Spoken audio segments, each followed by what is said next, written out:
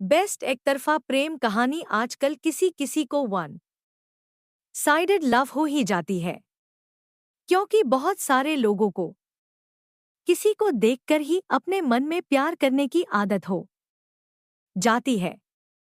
मतलब कि जो लड़की काफी ज्यादा सुंदर दिख रही है उसे अपने मन ही मन प्यार करना है। एक तरफा प्यार की कहानी को बयां करती है।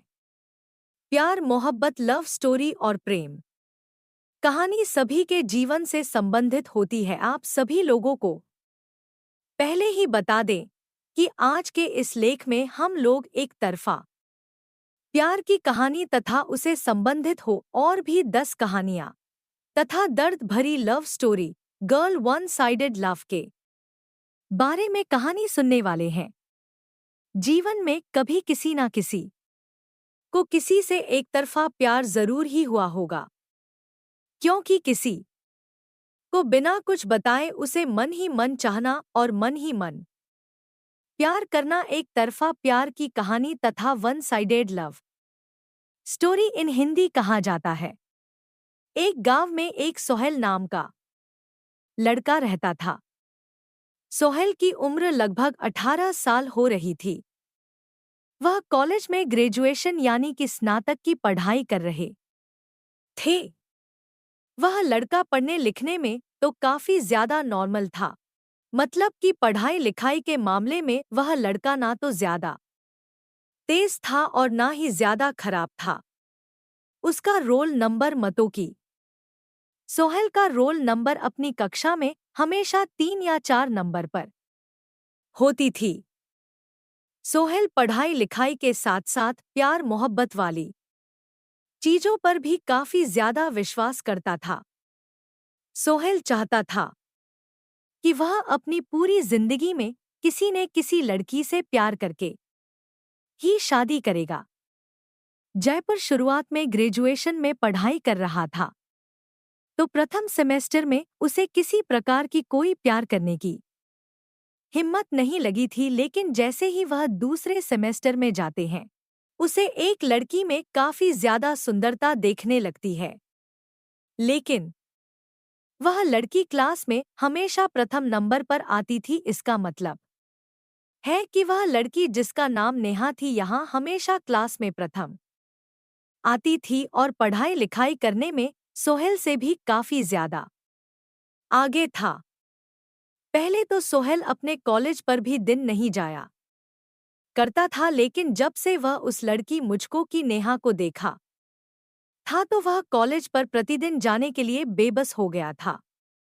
उसी लड़की से एक तरफा प्यार होने के कारण सोहेल कॉलेज प्रतिदिन और लगातार जाया करता था, जिससे कि उसकी पढ़ाई अच्छी होने लगी थी। अब उसे और भी अच्छी तरह से समझ आने लगा था, क्योंकि अपने प्यार के सामने बेइज्जती होने के डर से वह सभी डांस और सभी लिखने वाली चीजें सबसे पहले ही कलिया करते थे।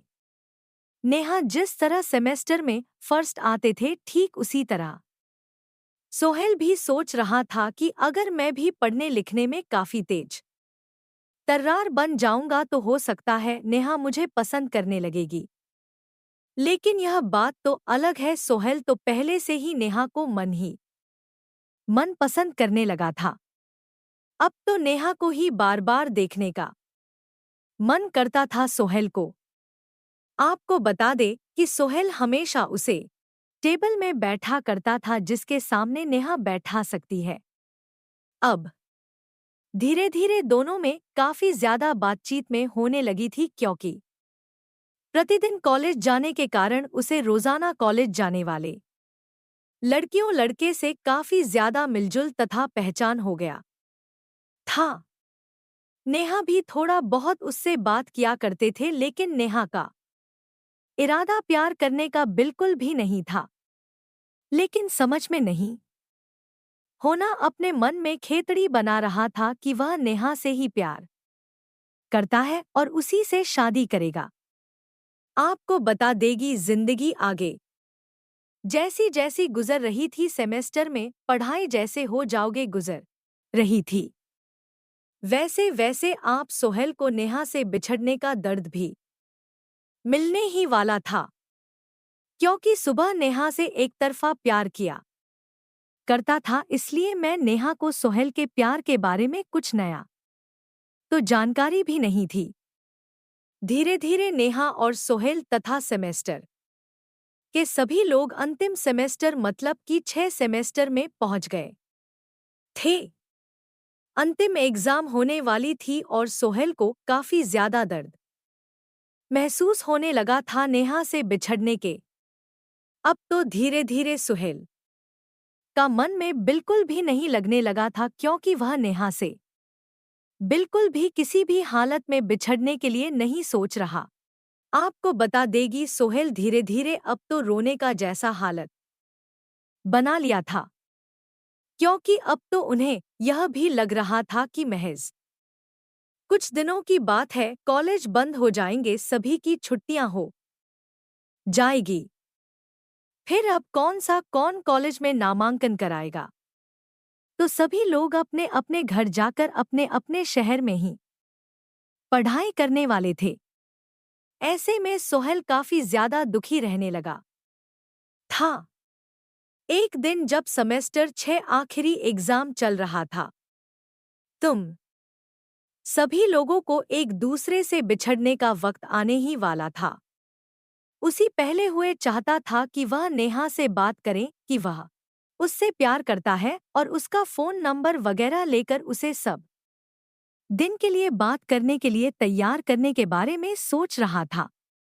उस दिन तो परीक्षा का आखिरी ही दिन था। उस दिन के बाद से अब कोई किसी को नहीं मिलने वाला था।